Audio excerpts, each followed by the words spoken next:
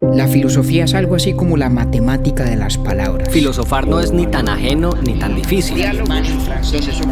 Un modo geométrico, la refutación. Ahí tengo yo otra pregunta.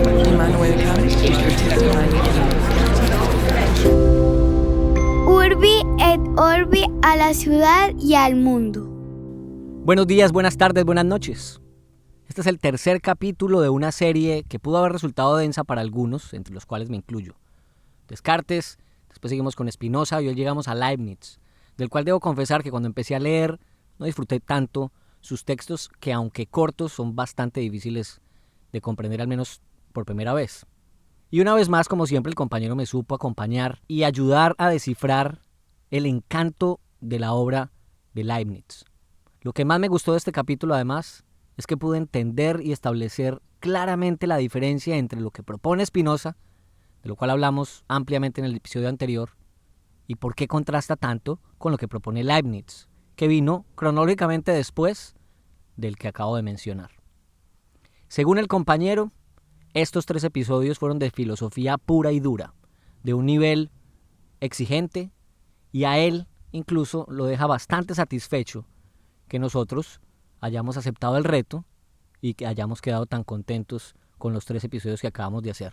Esperamos que lo disfruten tanto como los 2 anteriores y que lo compartan con las personas que ustedes creen que también lo pueden disfrutar. Bienvenidos a Los Mundos Posibles de Leibniz.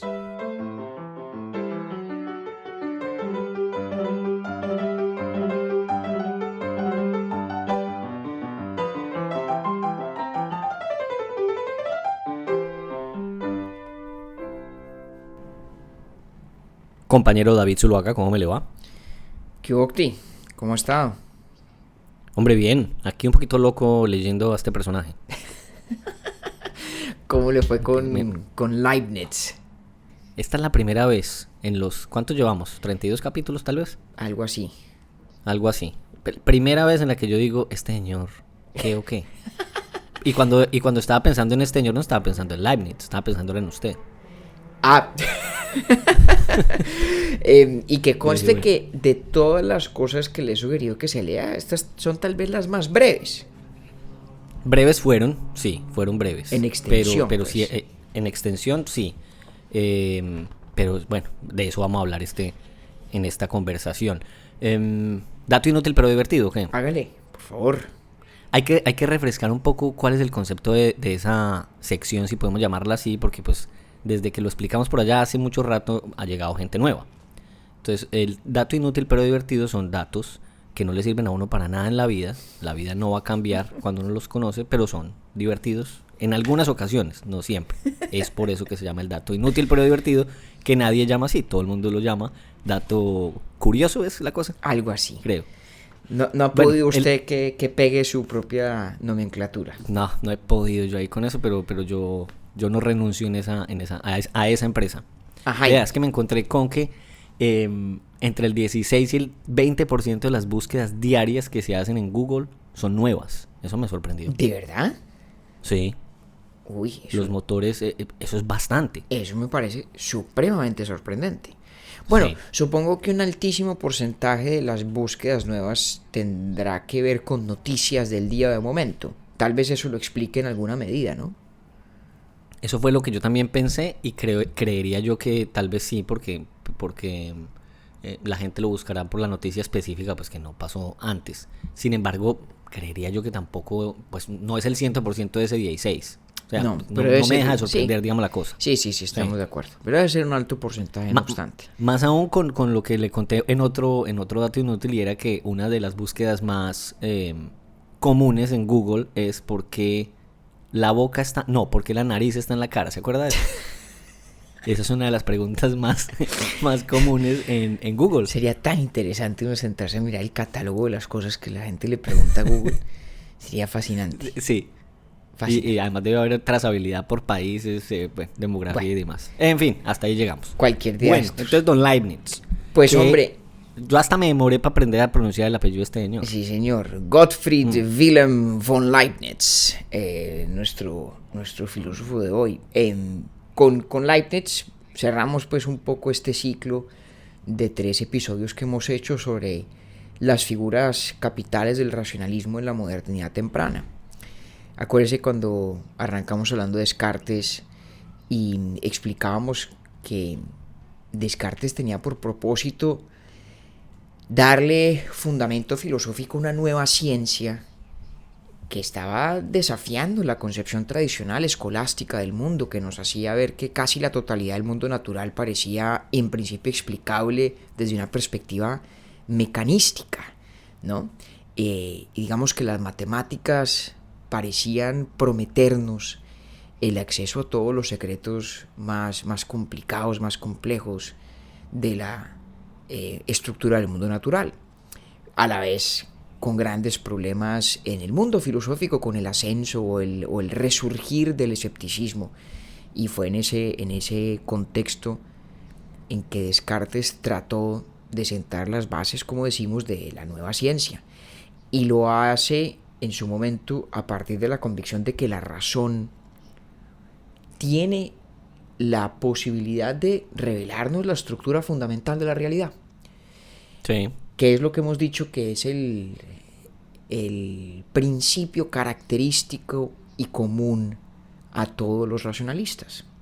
La idea de que el mundo tiene una estructura inteligible y que por lo tanto, más allá de que no conozcamos todos los detalles de su operación, de su forma de cambiar en el tiempo, más allá de eso, la razón en principio nos permitiría desentrañar sus elementos estructurales fundamentales. Y esa convicción es la que Spinoza llevó pues hasta sus últimas consecuencias, ¿no? Cuando dice Spinoza que si partimos de la base de que el mundo es inteligible y a la vez nos percatamos de que la inteligibilidad no es nada distinto del principio de razón suficiente, ¿cierto? De que para cada cosa que exista tiene que haber una razón que explique que existe. Uh-huh. Y lo mismo para aquello que no existe. Tiene que haber una razón que explique su no existencia. Entonces Spinoza cogió ese principio de razón suficiente y dijo, hombre, si aplicamos esto de manera rigurosa, pues tendremos que concluir con la visión monista, en la cual solamente una sustancia existe, que es Dios. Esa sustancia abarca la totalidad de lo existente, que en sus expresiones finitas pues queda reducida a modos de Dios, ¿no? Y ese monismo... Exactamente, sí, contenido por el supremo, lo absoluto. Exactamente. Y ese monismo espinosista además es necesario en todos sus aspectos desde todo punto de vista, ¿no? Porque el principio de razón suficiente para Spinoza significa que lo que no existe es imposible y que todo lo que es posible existe. Y si todo lo que es posible existe y lo que no existe es imposible, significa que nada podría haber sido distinto de cómo es, ¿no? Ahí está el necesitarismo de Spinoza. Y resulta que entonces nuestro señor Leibniz, que nos ocupa hoy, aparece en la escena poco después de Spinoza. Son más unos contemporáneos, Leibniz un poco menor, ¿no? Leibniz nació en 1646, murió en 1716, y de hecho, pues tuvo contacto con Spinoza, ¿no? Leibniz y Spinoza empezaron a intercambiar correspondencia hacia 1671 e incluso se conocieron personalmente en 1676, ya muy viejo Spinoza, pues no muy viejo porque murió joven, próximo a morir, quise decir. Y podríamos decir que Leibniz, al menos en la lectura de su pensamiento que le propongo yo que elaboremos hoy, Octi, sabe reconocer en Spinoza el poder de la coherencia, de la consistencia del argumento, del llevar una idea hasta sus últimas consecuencias lógicas. Y creo además que Leibniz habría estado de acuerdo con que la aplicación que hace Spinoza de ciertos principios básicos es difícilmente controvertible. Pero a Leibniz le escandaliza un poco la conclusión a la que llega Spinoza en varios aspectos. Sobre todo, le preocupa que en el universo de Spinoza, al ser todo absolutamente necesario, Al no haber espacio para lo contingente, no hay entonces espacio tampoco para una noción de libertad que merezca la pena. Acuérdense que dijimos que Spinoza pretende refutar la noción del libre albedrío, Sí. lo cual no significa que no haya una noción de libertad para Spinoza, que la hay. Así es. Que eso lo desarrolló usted mucho mejor o más ampliamente, no mejor sino más ampliamente en el live de Instagram. Correcto, no lo hablamos en el capítulo porque ya nos íbamos extendiendo. Pero Leibniz diría, yo creo que la noción de Spinoza, la noción de libertad, con que nos deja Spinoza es tan escuálida, tan insuficiente, que lo mismo sería no tenerla. Y entonces ahí arranca Leibniz. Sí, le preocupa eso.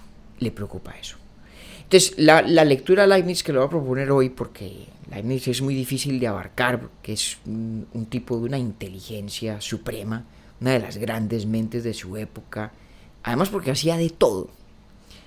Sí, eso estuve leyendo. Ahora le cuento un poquito de eso.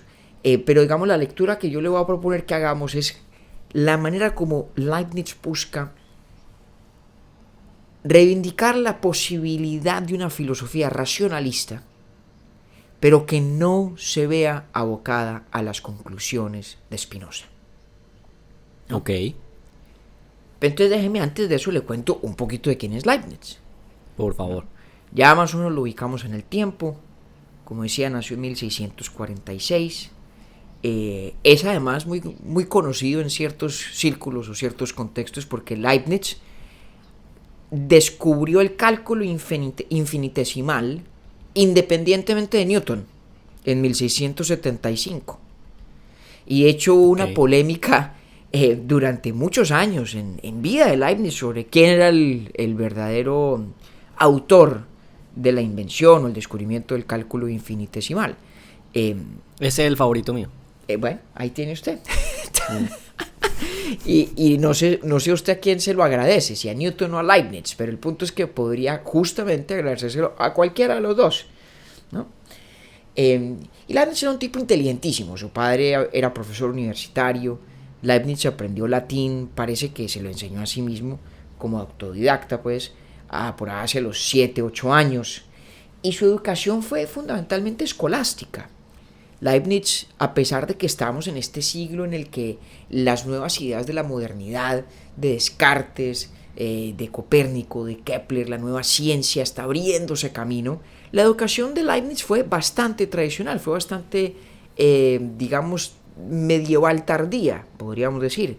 Mucho Aristóteles, mucho Platón, mucho Santo Tomás de Aquino, mucha escolástica en general. Y Leibniz apenas vino a descubrir realmente el vigor y la fuerza de las ideas modernas en un viaje que hizo a París. París era en este momento, digamos, el centro intelectual de lo novedoso, de las nuevas grandes ideas en Europa. Y estuvo en París 4 años, de 1672 a 1676, y estuvo allá porque resulta, Octi, que Leibniz toda la vida trabajó, fue como diplomático y como político. Trabajó primero para la casa real, para la aristocracia de Mainz, trabajaba para el elector de Mainz, y luego terminó trabajando con la familia Hannover, pues con la casa del elector de Hannover. Incluso, ¿cómo le parece que el último jefe de Leibniz, Georg Ludwig de Hannover, es quien luego habría de ser George I del Reino Unido, el primer rey de los Hannover después de la muerte de Queen Anne en 1714. Entonces Leibniz era un tipo que estaba metido en el mundo de la diplomacia, de la política, al mismo tiempo brillantísimo, escribía y leía con exactamente la misma fluidez en latín, en francés y en alemán. Sus escritos subsisten en los 3 idiomas. Tenía una correspondencia amplísima. Muchas de las piezas valiosas del pensamiento de Leibniz que tenemos son a partir de su correspondencia con grandes intelectuales de la época. Y claro, como el tipo vivía de viaje y trabajaba y era un súper diplomático y bueno, servía pues a estos aristócratas de las casas de Mainz y de Hannover, En realidad Leibniz no fue mucho lo que escribió con propósito de publicación a manera de libro.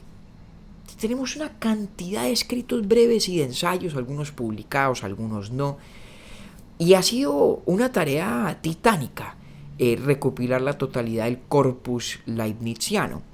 Con esto le digo todo. La Academia Alemana de las Ciencias está todavía trabajando en la edición de las obras completas de Leibniz, en la que empezaron a ocuparse, o de la que empezaron a ocuparse en 1923. O sea, ya van para 100 años. Imagínense, y no han terminado de organizar No y han terminado. todas las obras. Y todo es así corto. La mayoría de lo que escribió es muy breve. Ok. Mire, uno de los textos más importantes de Leibniz, vamos a hablar de eso en un ratico, que se llama Los Principios de la Filosofía o Monadología, que es un texto de 1714, o sea, 2 años antes de morirse, y una especie de manifiesto a manera de resumen de las ideas esenciales de su pensamiento, por lo menos en ese momento de madurez. Ese es un texto que de 12 páginas, 13 páginas, imagínense. Era un tipo muy eficaz para comunicar sus ideas con gran brevedad, además porque tenía formación de matemático y de lógico. Uh-huh. Entonces eso le permitía, digamos, formular sus planteamientos con una extraordinaria precisión lógica. Hombre, tal vez lo más importante para entender de Leibniz como persona en su historia, para luego desentrañar algo de su filosofía, es que por haber tenido esa formación escolástica y haber descubierto tal vez un poco tardíamente la novedad del pensamiento moderno, las novedades de Descartes, de Malebranche, de Bayle, del propio Spinoza, ¿no? Leibniz siempre se vio a sí mismo como un tipo cuya responsabilidad era recoger lo mejor de unos y lo mejor de otros. Diríamos que tenía un espíritu ecléctico, ¿no? Que Leibniz creía que había ciertas cosas que los escolásticos y los antiguos entendieron mejor que los modernos, como había otras que los modernos entendían mejor que los antiguos. Y en más de una oportunidad dice explícitamente Leibniz que el propósito de su filosofía es ese. Es un poco poner a cada uno en su justo lugar, ¿no? Y ahora le voy a contar un par de ejemplos de eso. El más importante de todos tal vez es que Leibniz cree que la visión metafísicamente materialista del mundo, ¿sí? Es decir, que la realidad fundamental de lo que existe es material, Sí. es la extensión de Descartes o los átomos de Demócrito, ¿no? Leibniz cree que esa visión es imposible. Que tenía razón Aristóteles cuando creía que las cosas del mundo, los cuerpos del mundo, tenían que tener detrás lo que él llama una entelequia, algo así como un alma, como una noción de esa cosa que es la que le da unidad.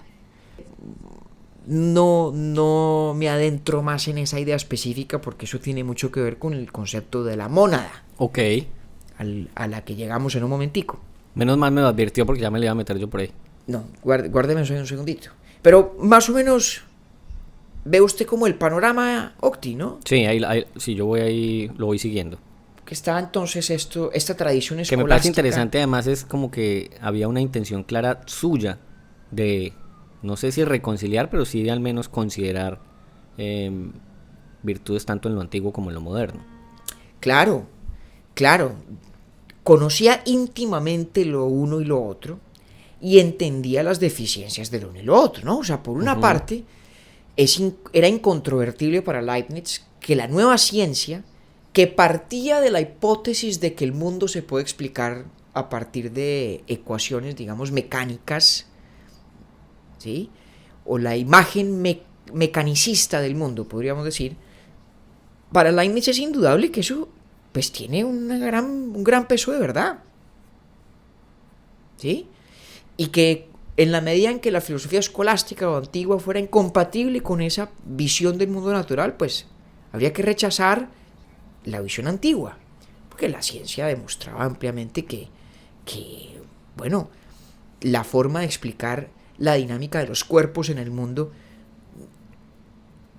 a partir de los desarrollos de la modernidad del siglo XVII sobre todo, pues era infinitamente superior. Pero Leibniz solía decir que lo que le faltaba a la filosofía moderna era el correcto fundamento metafísico de esa imagen del mundo. ¿Vale? Sí.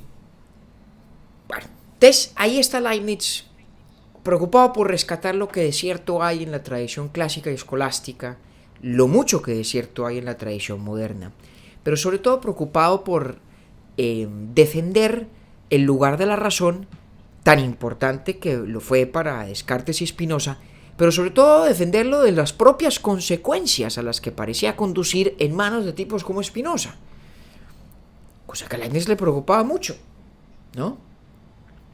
Y podríamos decir que el proyecto de Leibniz de un racionalismo sin espinozismo, podríamos resumirlo como el intento de hacer compatibles las siguientes 4 tesis. Octi. Primera tesis, la validez del principio de razón suficiente. Yo lo mencioné cuando hablamos de Spinoza y de hecho lo repito en este contexto. Spinoza ya tenía y utilizaba el principio de razón suficiente, pero no le decía así. El que le pone ese nombre, el que lo bautiza, es Leibniz. Ok. ¿Vale? Y Leibniz dice, el principio de razón suficiente tiene que ser cierto, tiene que ser válido. No hay otra forma de ser racionalista. Negar el principio de razón suficiente es negar la inteligibilidad del mundo. Recordemos, ¿qué es el principio de razón suficiente? Es el principio de que todo lo que existe tiene que tener una razón para que exista y todo lo que no existe tiene que tener una razón para que no exista. Es decir, lo que existe y por inferencia aquello que no existe también tienen que ser explicables. No pueden ser hechos brutos y arbitrarios que simplemente ocurren y se dan y que están más allá de toda posible explicación racional, ¿no? Entonces, primera tesis, principio de razón suficiente, pues tiene que ser cierto, porque si no, abandonaríamos el proyecto del racionalismo mismo. Pero segunda tesis, tiene que haber algo de contingencia en el mundo. Es decir, no todo en el mundo tiene que ser, puede ser necesario. Ok, entonces ahí ya el hombre va refutando lo propuesto por Spinoza. Es decir, ahí no está de acuerdo con su necesitarismo. Correcto. Digamos que no lo ha refutado todavía, no ha puesto el argumento sobre la mesa, pero por lo menos ha hecho expreso pero su para allá desacuerdo. va. Sí. Ok. Tiene que haber algo de contingencia. Tiene que haber algo de contingencia. Tiene que haber lo que él llama verdades contingentes. ¿Vale? Está interesante. Y luego tiene que, por lo tanto, haber espacio para la libertad. Porque dice Leibniz que la libertad es posible solamente si hay verdades contingentes. Es decir, si es contingente la verdad de que David esta mañana decidió levantarse para grabar un podcast sobre Leibniz. Si la afirmación, David se levantó esta mañana para grabar un podcast sobre Leibniz, fuera una verdad necesaria, no podríamos decir que yo tomé esa decisión libremente, en opinión de Leibniz. ¿Sí? Entonces ya vio usted que la posibilidad de la libertad va de la mano de la posibilidad de las verdades contingentes. Entonces, para Leibniz, sí existe el libre albedrío. Hombre, buena pregunta. ya vamos para allá. Vea usted cómo me sacude a mí en cada episodio, compañero. Ya vamos para allá. Me movió el piso con el otro personaje hace 15 días y ahorita entonces me voy a devolver. Eso está bueno. Esa es la montaña rusa de la historia de la filosofía. Para quien por sabe eso saborearle. Ya casi cumplimos un año en este enganche, pues yo al menos. Ahí tiene, para quien sabe saborear los vértigos del vaivén de estas tesis. Entonces, está bueno. Primera tesis, principio de razón suficiente, tiene que ser verdad. Segunda tesis, tiene que haber verdades contingentes. Tercera tesis, tiene que, por lo tanto, ser posible la libertad humana. Y cuarta, tiene que, no obstante ser posible, el conocimiento divino y eterno. Es decir, para Leibniz es importante que haya verdades contingentes, sin las cuales no podría decirse que yo soy libre, pero al mismo tiempo tiene que ser cierto que Dios sabe todo lo que yo he de hacer. Desde siempre. ¿Ah? Pero entonces, porque ese Dios entonces vuelve a ser casi que antropomórfico. Spinoza diría El eso, de Leibniz. ciertamente. Sí, Spinoza Ajá. diría eso. Spinoza diría eso. Sí. Aguárdenme un momentico, ya vamos a llegar al Dios de Leibniz. Bueno, señor. Entonces, Vale. le voy a ofrecer, digamos, mi somera reconstrucción del argumento, ¿no? Leibniz dice que es cierto que hay verdades contingentes, porque las únicas verdades necesarias son las verdades que se siguen del principio de no contradicción. El principio de no contradicción básicamente es el principio de que una cosa no puede ser y no ser a la misma vez. A la misma vez, sí. No puede ser algo y no ser eso mismo al mismo tiempo. Al mismo tiempo. ¿Vale? Ajá. Hay mejores y más precisas formulaciones, pero el principio de contradicción básicamente se refiere a los límites de lo inteligible. ¿Sí? Y Leibniz Sí. dice, hay muchas cosas, muchas verdades del mundo cuya negación no constituiría una contradicción. Entonces, negar que David esta mañana se levantó para grabar un capítulo sobre Leibniz no constituye una contradicción en términos. Como sí sería una contradicción en términos, ¿sí?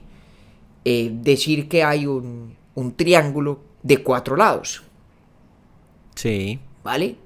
Un triángulo de 4 lados es una violación del principio de contradicción.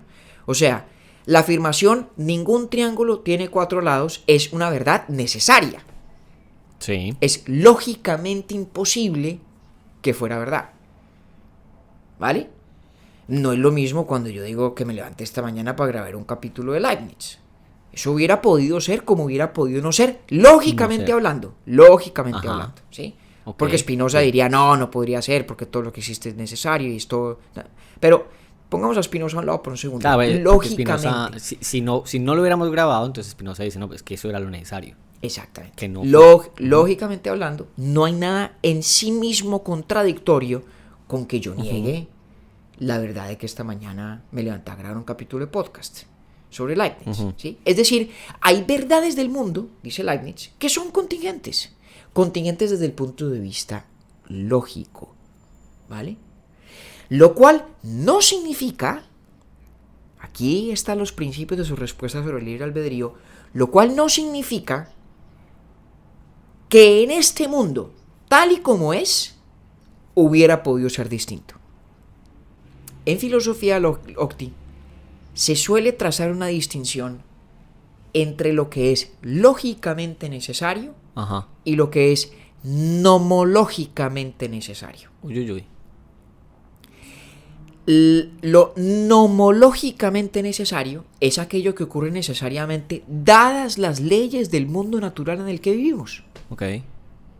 Por ejemplo, dada la ley de la gravedad, es nomológicamente necesario que cualquier cuerpo tienda hacia el centro de gravedad de la Tierra. ¿Sí? ¿Correcto? Sí, señor. Es decir, que yo me asome por la ventana y de pronto cojo un objeto y lo lance, un objeto pues que resista además la fricción del aire y por lo tanto pues digamos tienda a caer, ¿vale? Es nomológicamente imposible que haya un momento de soltar ese objeto, digamos una bola de billar, la bola de billar empieza a echar para arriba. Digamos, es nomológicamente imposible si es que no hay algo que la está impulsando hacia arriba, ¿no? Así obviamente. es. ¿Ya? Pero sería contrario a las leyes del mundo natural como es, Sí. tal y como existe. Lo cual no significa que sea contrario a las leyes de la lógica. Las leyes de la lógica son más parcas, más escuetas, más mínimas que las leyes del mundo natural. Entonces a Leibniz lo que le interesa es reivindicar la contingencia lógica que de todas formas puede seguir siendo necesidad nomológica.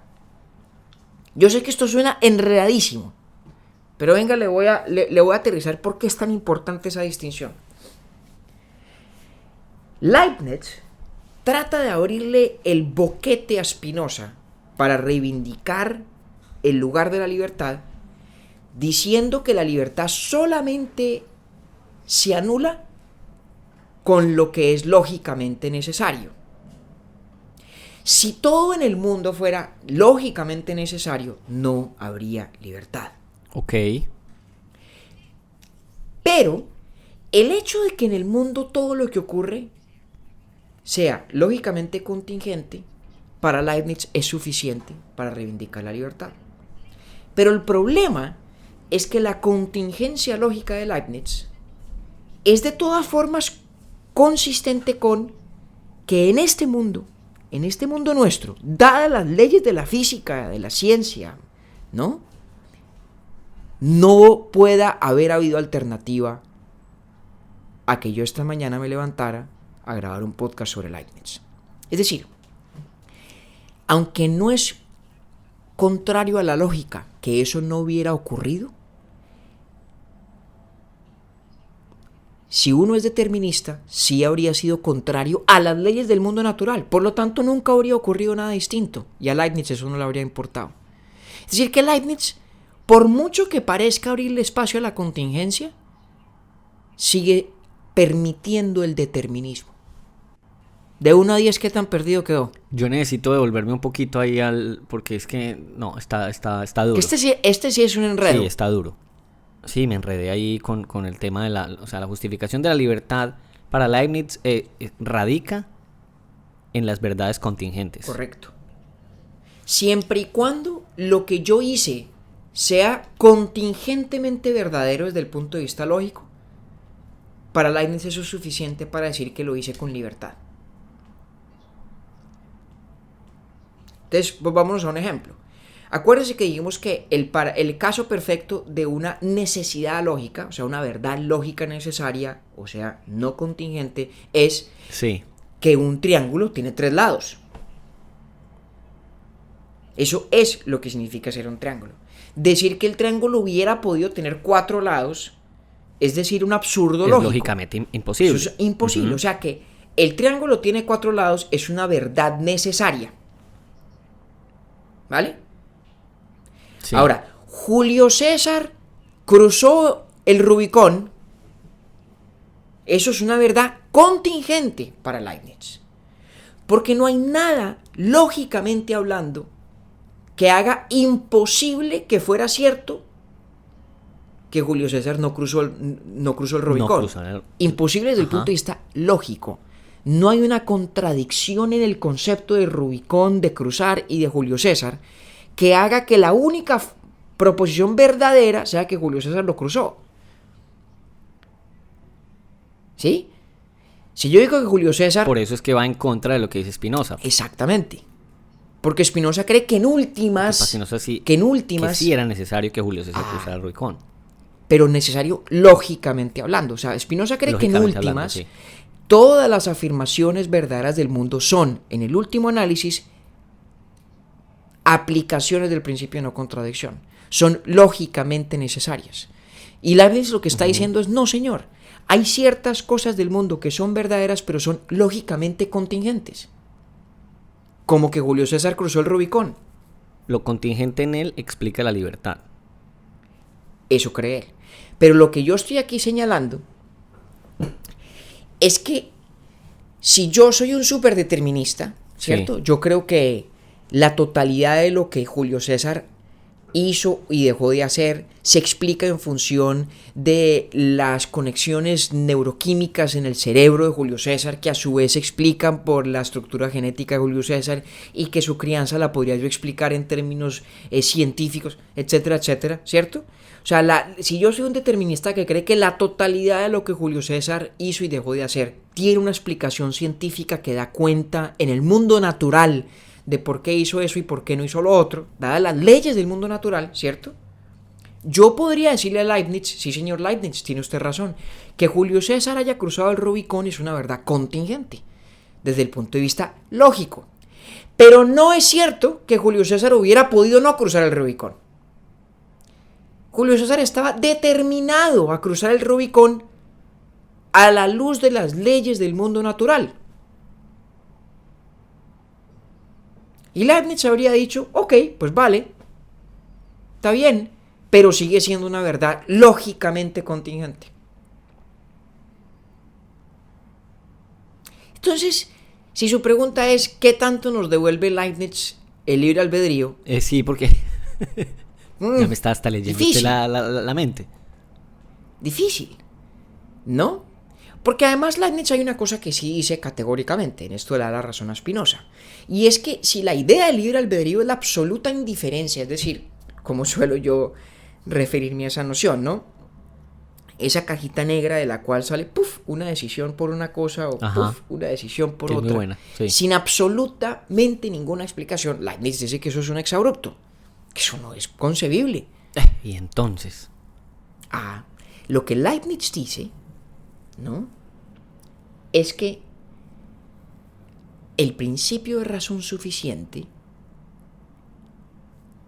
sigue estando vivo en su concepción de la libertad porque tiene una faceta que es diferente a la del principio de no contradicción, que es lo que él llama el principio de perfección. Mire cómo va la cosa. Entonces, primera parte de la refutación de Spinoza, según Leibniz, es reconocer que en el mundo hay verdades lógicamente contingentes.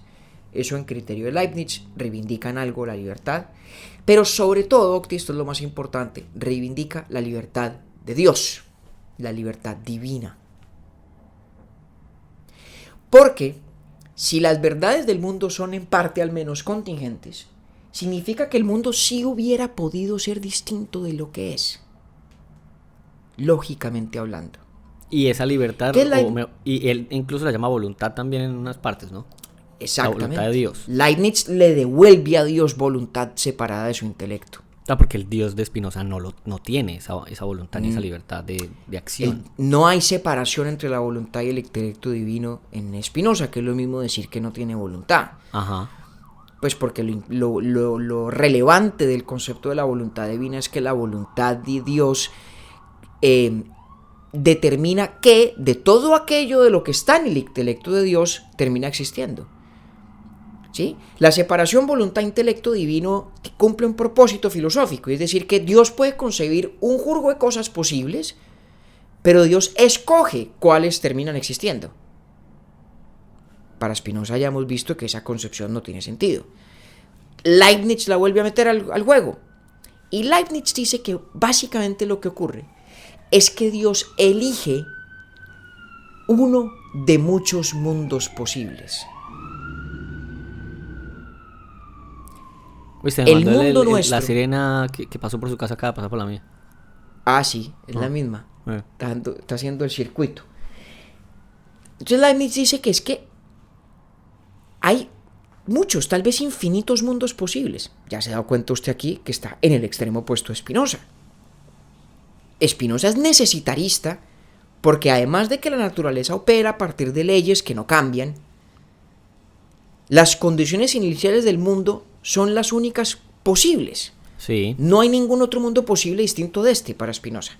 Para Leibniz, en cambio, hay infinitos. Hay infinitos mundos posibles. Y Dios escoge mundos posibles. Eso sí me parece muy interesante, esa diferencia tan marcada entre el Dios de uno y el del otro.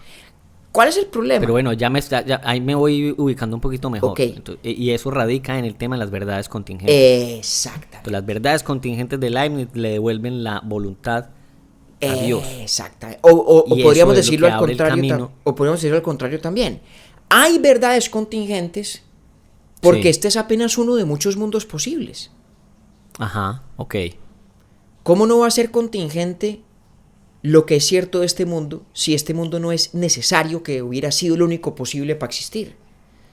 Hubiera podido haber otros desde el punto de vista lógico. Ahora, ¿qué diría Spinoza? Venga, yo le pregunto a ver desde la óptica de ambos, a ver si estoy bien con este ejemplo. Usted se levantó por la mañana decidido a grabar un capítulo de Urbi et Orbi. Correcto. En este momento lo está grabando, pero pudo haber sido que no. Desde Leibniz, eso es una verdad contingente. Porque pudo ser como pudo no ser. En este momento está siendo. Estamos grabando el capítulo. Pero ojo. Hasta ahí voy bien. Hasta ahí va bien. No. Pero ojo a este detalle. Okay. Esta es la razón por la cual no sé yo qué tanto Leibniz rescata la libertad. Es cierto que yo hubiera podido no levantarme esta mañana a grabar Leibniz. Sí. Pero de hecho, lo que es cierto es que hubiera podido existir un universo distinto del que existe, en el cual yo no me habría levantado a grabar Leibniz. No es verdad que dado el mundo que en efecto existe, yo hubiera podido no grabar Leibniz. En el mundo en el que en efecto existe. Exactamente. Por eso, esa es la importancia y la distinción entre lo nomológicamente necesario y lo lógicamente necesario. Algo es lógicamente contingente si en el menú de los mundos posibles hay unos mundos donde se da y otros mundos donde no se da. Entonces, David grabando un podcast sobre Leibniz es contingente porque en este mundo nuestro eso se da, pero seguramente hay mundos posibles que Dios no quiso que existieran, en los que yo no estaría grabando un podcast sobre Leibniz. Pero, dado que existimos en este mundo, como quien dice, dentro de este mundo, ya elegido entre los muchos posibles, sí es necesario en los términos de este mundo que yo me haya levantado a grabar Leibniz. No es cierto. Ahí hay una delgada línea temporal para poder definir ambos conceptos. Claro. Podemos decir temporal, digamos, para explicarla.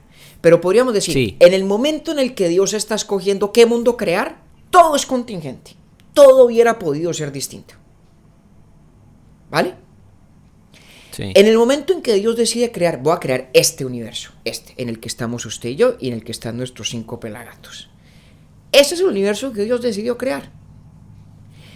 En el momento antes de tomar la decisión de crearlo, todo hubiera podido ser. David hubiera podido grabar un podcast o no grabar un podcast. David hubiera podido ser un deportista de alto rendimiento o no serlo. Sí. Pero una vez creado ese mundo, dadas las condiciones iniciales de ese mundo, todo lo que en él se da con perfecta certidumbre racional. No es cierto que dentro de ese mundo ya creado yo hubiera podido no grabar este podcast sobre Leibniz. Uh-huh. Ahora, la voluntad es únicamente divina para Leibniz.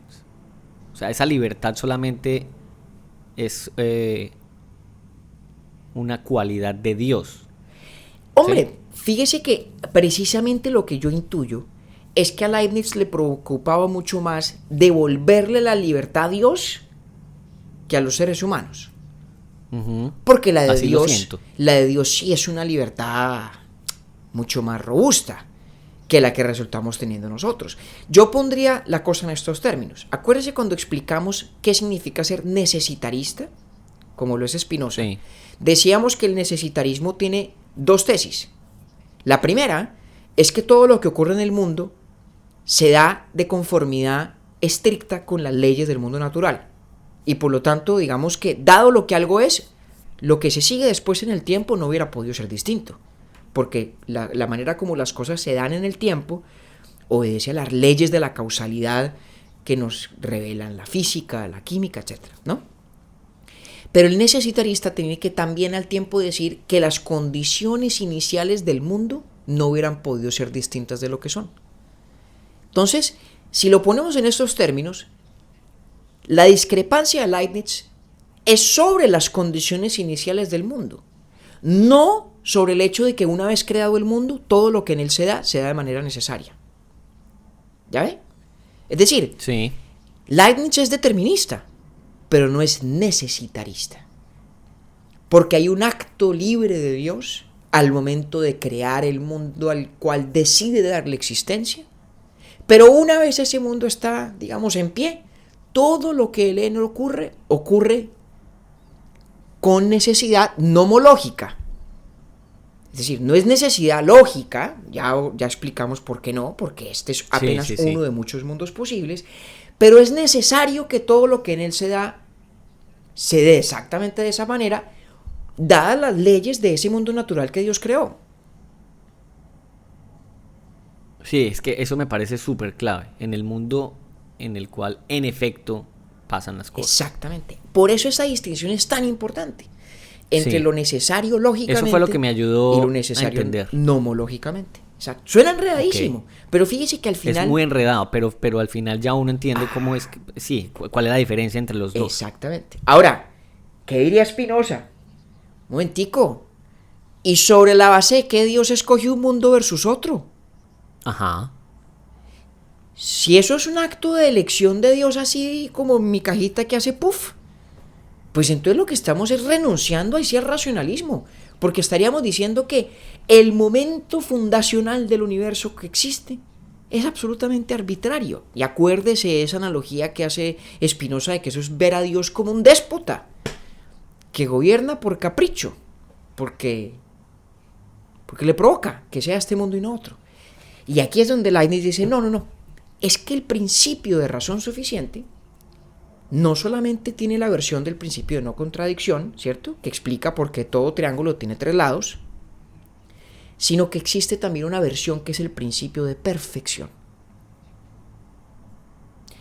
Y él dice que las razones del principio de perfección son razones que no necesitan, pero que sí inclinan. El principio de perfección lo que significa es que siempre será preferible la máxima combinación posible de la simplicidad con la pluralidad. Básicamente, que entre todos los mundos posibles, Dios siempre se inclinará a escoger aquel que expresa más ampliamente todo lo que es posible con el grado máximo de coherencia y simpleza en las leyes del mundo. ¿Sí? Entonces, Leibniz lo que cree es que Dios tiene un criterio para elegir entre mundos posibles, que es un criterio de perfección, donde la perfección se entiende como expresar de la manera más abundante, más plural, todo lo que es concebible, a la vez conservando total coherencia del mundo como un todo. Entonces, fíjese que ahí sí queda clarísimo que Leibniz nos devolvió una noción de Dios trascendente, no inmanente, ¿cierto? El mundo no está en Dios, Ajá. sino que Dios está, digamos, fuera del mundo y lo crea. Lo crea no porque esté obligado a crearlo de una manera u otra, como el Dios de Spinoza, entre comillas, está obligado a desplegar su naturaleza y su esencia de la única manera posible en que puede expresarse, ¿cierto? Este Dios de Leibniz tiene voluntad y puede elegir una cosa como puede elegir otra, pero la voluntad, ni siquiera la de Dios, es arbitraria. Es una voluntad que responde a esas razones que inclinan, a esas razones del principio de la perfección. Y al final entonces quedamos, compañero, con una imagen de Dios en Leibniz más cercana a la tradición judio-cristiana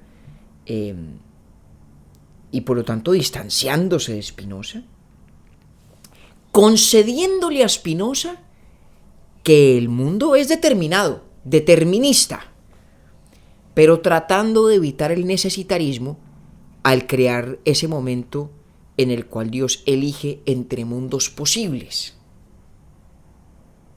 Entonces quedamos en una situación curiosísima, donde cada vez que yo hago algo, lo que yo hago no es necesario desde el punto de vista lógico, pero no deja de ser necesario nomológicamente hablando. Eso me parece. Entonces al final uno se puede preguntar qué tanto vale la pena lo que Leibniz nos devolvió desde el punto de vista de la libertad. Sí, porque pues la explica desde otro punto, pero igual, sí, tal cual. Exacto. Aunque sí es cierto que le devuelve un montón de cosas a Dios, por decirlo de alguna manera. Lo que pasa es que también esa diferencia me parece súper importante en ambos. En el uno el Dios es antropomorfo, que ahorita dije además antropomórfico, porque yo antes hablaba mal un idioma, ahora hablo mal dos. Antropomorfo.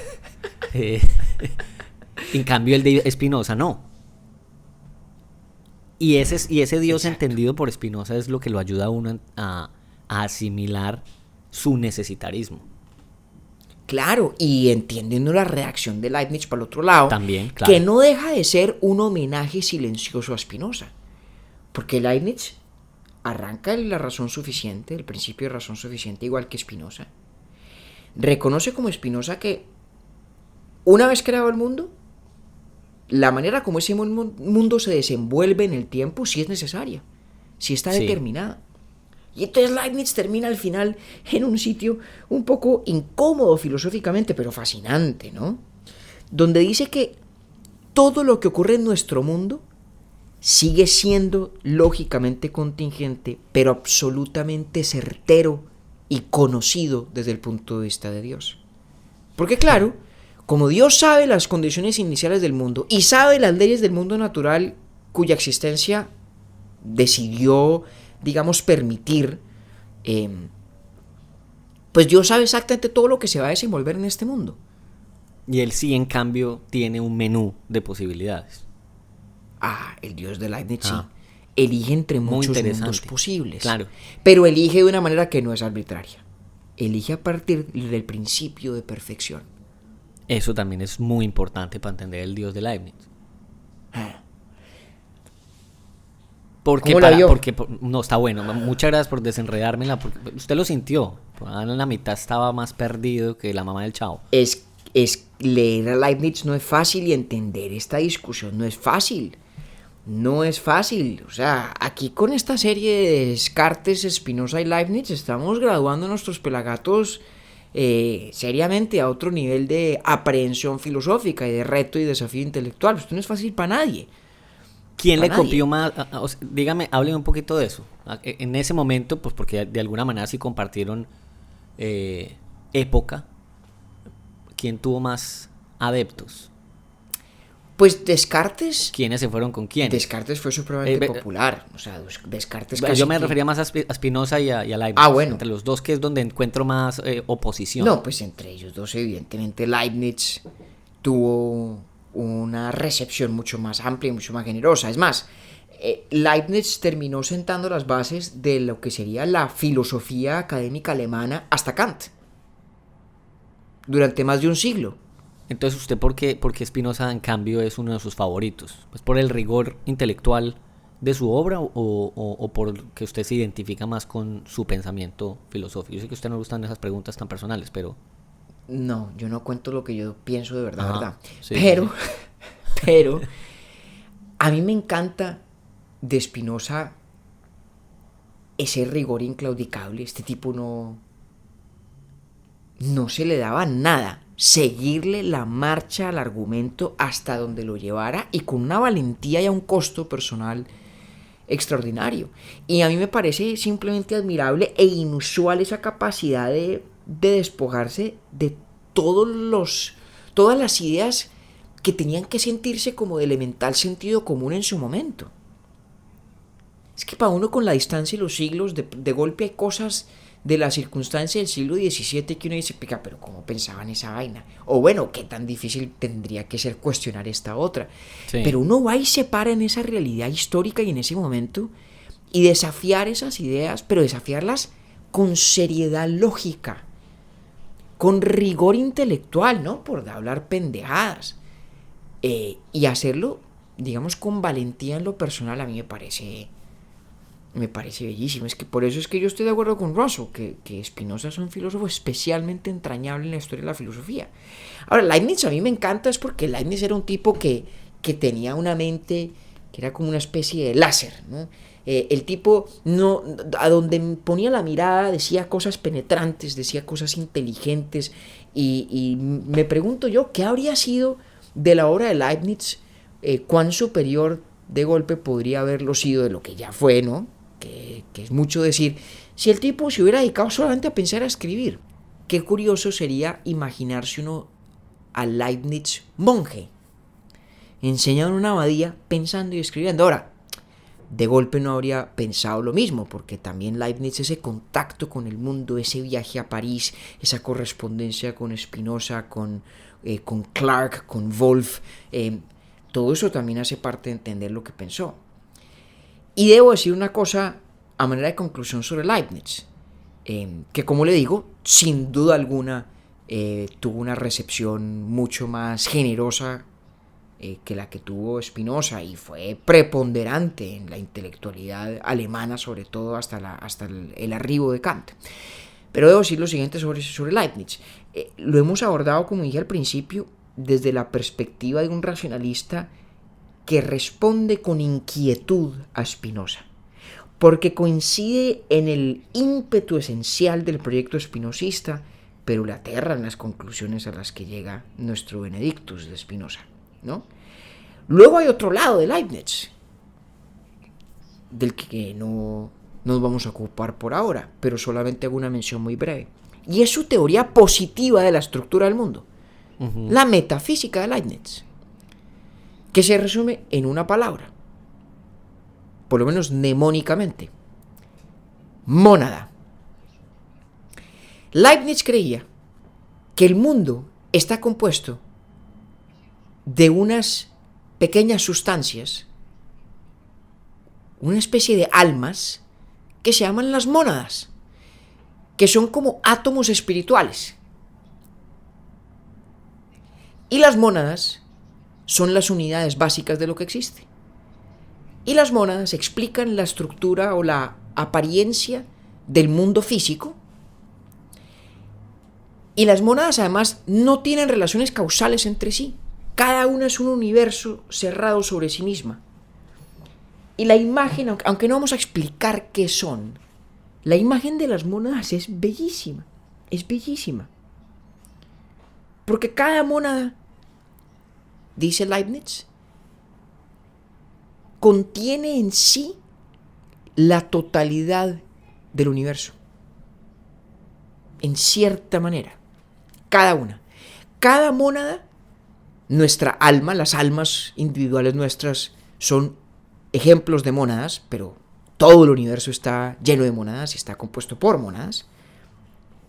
Las mónadas, como decía, no tienen ventanas, decía Leibniz, en el sentido de que nada entra ni sale, ¿no? Las mónadas no interactúan causalmente, cosa que, entre otras, creo yo, es una lección que aprendió Leibniz de Spinoza también. Pero luego lo más bello es la idea de que las mónadas, cada una contiene la totalidad del universo visto desde la perspectiva de esa mónada. Cada una. En cada mónada está la totalidad del universo.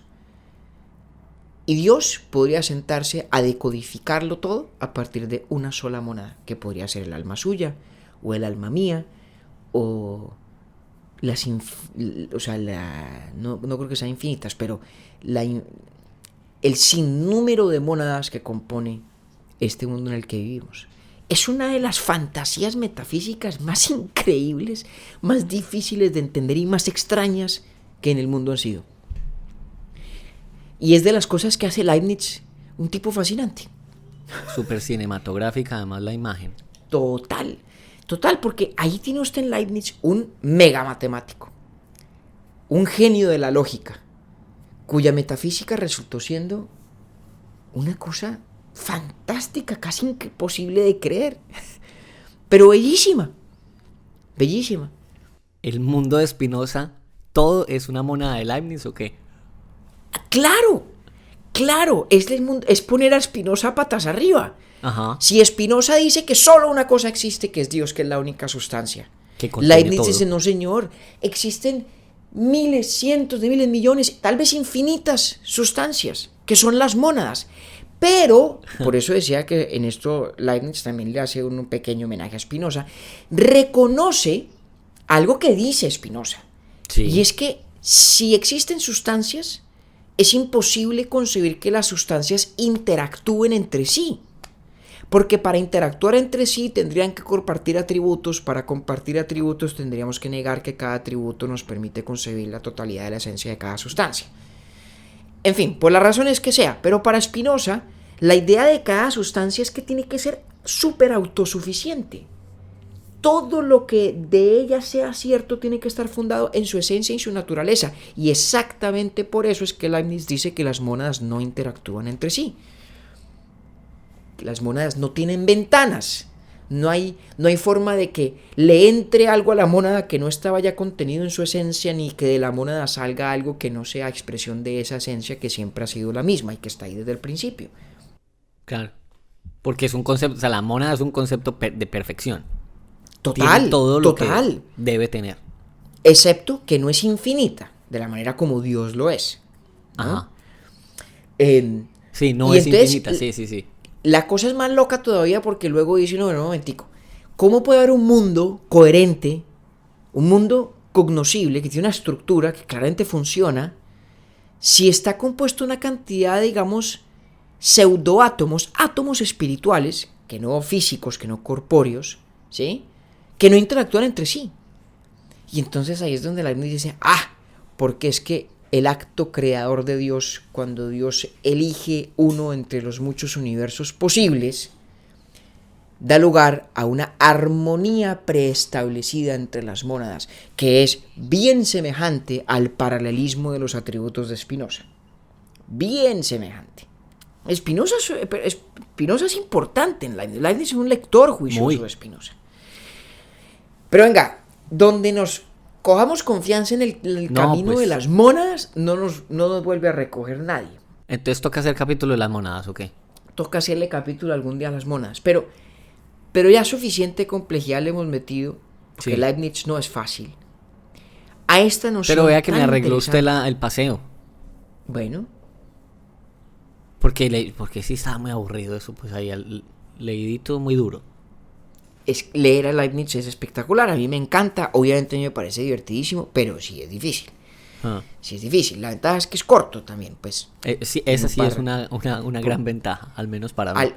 No todo, pero los ensayos filosóficos de Leibniz en general son muy breves. Y ahí le dejo entonces el problema de cómo Leibniz trata de devolverle a Dios ciertos de los atributos de la tradición judio-cristiana, de rescatarlo Sí. en alguna medida de la transformación a la que lo somete Spinoza. Era el Y religioso. ¿Cómo? Era religioso. ¿Leibniz? Ah. Sí. Sí. Leibniz sí. Sí, que sepamos era un hombre de fe, digamos, no hay razón para Exacto. pensar que no lo fuera. Protestante, Ajá. Sí, pero no hay razón para pensar que no lo fuera, claramente. sí.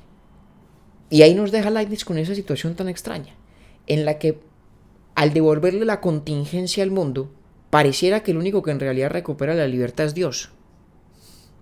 Porque nosotros quedamos, sí, exentos de la necesidad lógica, pero todavía sometidos a la necesidad nomológica del mundo que Dios resolvió crear entre todos los mundos posibles. Muy chévere. Y con esto concluimos nuestra serie de los 3 maestros del racionalismo, aunque quedamos con deuda de volver a ellos para muchos efectos, en muchos futuros episodios, que ya habrá tiempo para eso. Bueno, yo creo que nos sorprendió a muchos compañeros los 3 episodios. Desde Descartes y hasta ahora, lo digo en términos personales. Me ayuda bastante a entender el pensamiento de los 3. Solo conocía vagamente el del primero. Y ahora al menos tengo como una cuota inicial de cada uno más clara. Para mí por lo menos sí es bastante satisfactorio entender sus diferencias, por ejemplo. Ahí ya con eso me siento bastante contento. Pues me alegra, hombre. Porque parte de lo importante de haber hecho esta serie, por lo menos para mí, es no solamente entender este diálogo tan interesante entre, diría yo, los 3 grandes racionalistas de su época, no los únicos, pero los 3 más grandes, y por esa vía perderle miedo a ciertos temas de la filosofía que a veces espantan, pero que son espectaculares, como la metafísica. Todo esto que hemos estado hablando es metafísica pura y dura. Y eso hay que perderle el miedo también, porque ahí hay planteados unos problemas que son realmente apasionantes. Y así como como me decía usted, la montaña rusa de la filosofía, la de Urbi et Orbi también es propia. Entonces, para el siguiente vamos a echarle algo a literatura, por ejemplo. El siguiente episodio, digo yo. Sí, descansemos un poquito. Descansamos un poquito. Y dejemos descansar. Exacto. Compañero, muchas gracias. Como siempre. Don Octavio, a usted como siempre por seguirme en la caña y medírsele valientemente a Leibniz. Hombre, espero que me siga teniendo